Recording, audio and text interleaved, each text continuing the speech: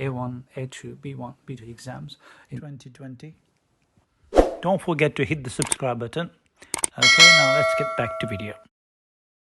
Now, last year I recorded a video to give information about the A1, B1 exams, and this is now second video telling you the information about the A1 and B1 exams. People still thinking there are certain exam boards are acceptable for the visa extensions, which is not. So that's why I'm making this video for your information. Now, from 5th November 2015, there were only 2 exam boards acceptable for the visa extension, and they are Trinity College London and consortium of IELTS test centres. So if you want to pass a test now for visa extension, you'll have to pass a test from the SELT Centre. SELT is Secure English Language Test Centres, and they are Trinity College London and consortium of IELTS test centres. Similarly, if you want to pass B1 test, you still have to pass the B1 test from these SELT centres. In the past, if you had to pass the test from off-call register listed awarding bodies, that's not the case anymore. So if you think that your ESOL entry level 3 is equivalent to B1 CEFR, Common European Framework of References, B1 level is listed in the off-call and should be acceptable to Home Office. That was in the past, last year, not anymore. So now you want to pass A1 test, A2 test, B1 test or B2 test, they have to be from SELT centres. And if you already passed a test from a Trinity College London or IELTS, from the IELTS exam board, there's still a possibility that that certificate might not be acceptable. Simple reason is that you need to check, there's a link on the screen, you can read that, whether that test centre was a SELT centre at the time when you done the test. The information is on the screen that you can find out. If that was a SELT test centre, that's fine, your certificate should be acceptable. If that was not, then you'll have to do the test again. Now, at the moment, people who come from outside the UK, they normally have to pass A1 tests for entry clearance for the spouse visa, and student visitors, they normally pass B2 exams to get the student visa extension, or to get it for general student visa.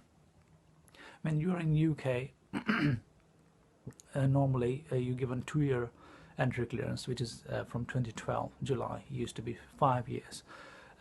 So after 2.5 years normally, you need to go for visa extension, and you should ideally pass A2 exam. So A1 you pass for entry clearance, and after 2.5 years, ideally you should obviously progress towards the ESOL entry level 2 or A2. But at the moment, even the A1 certificate is still acceptable. If it is expired after 2 years, you might have to do it again from a SELT centre. But very soon you will have to pass A2 exams for visa extension. And if you've already been here before 2012 and you completed your 2.5 years normally for indefinite stay, or you completed your 5 years, which would have been 2017, then you're applying for indefinite stay, and then again you need to pass a B1 test. B1 test the people pass for indefinite stay or for nationality. Again, B1 test will not be acceptable from off-call register anymore. It will be from SELT centre, as I obviously mentioned earlier. Now, there are no changes for the Life in the UK test. Life in the UK test still, 3rd edition 2013. There will be book displayed after this video, that you can look at that information, which books you need to prepare. And similarly, there will be some information about how to prepare the A1 and B1 test, and you can visit preparation centres. These exam centres like Trinity College London and consortium of IELTS centres, they do not provide tuition or training. They only there to do the assessment for you. So you need to book the test online for yourself, and you visit these test centres and do the exam yourself there.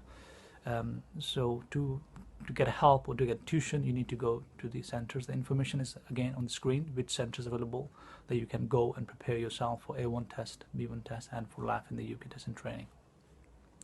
Now, A1 test in the past it used to be called ESOL entry level 1. So ESOL entry level 1 is now A1 test, so which is CEFR, Common European Framework of References.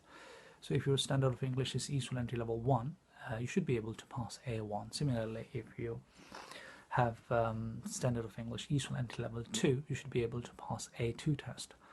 And ESOL entry level 3 is equivalent to B1. So if your standard of English is equal to ESOL entry level 3, you should be able to pass a B1 test. I hope you find this video helpful. Please do write comments. I would appreciate, and I'll make another video whenever any more updates come. So obviously